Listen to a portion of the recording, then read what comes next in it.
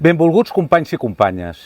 Em dirigeixo a tots valtros amb un profund sentiment d'agraïment i responsabilitat per la confiança que heu depositat en mi per liderar el nostre partit a l'illa d'Eivissa.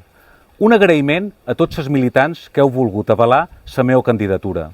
Regidors, diputats, secretaris generals de les agrupacions i secretari general Pep Gustinet, de qui tenc l'honor a partir d'avui d'agafar relleu al capdavant del partit, perquè és un honor immens assumir el càrrec de secretari general de la Federació Socialista d'Eivissa. El pròxim dia 20 de juliol mos trobarem per celebrar el 6è congrés de la Federació per escollir nova comissió executiva i iniciar oficialment aquesta nova etapa que voldria que caminem tots junts per abordar les necessitats, els reptes i els anhels d'una Eivissa millor.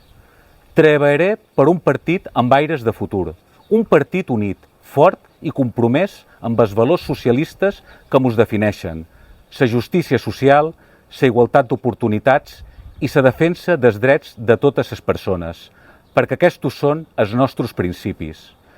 Principis que mos han de guiar per abordar qüestions concretes i molt urgents com l'accés a l'habitatge, la qualitat de serveis públics o els problemes de massificació i degradació del territori i el medi ambient de la nostra illa.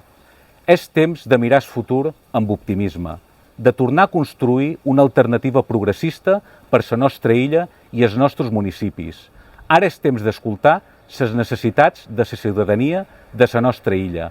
Hem d'estar presents en el seu dia a dia i proposar solucions reals en els problemes que ens afecten.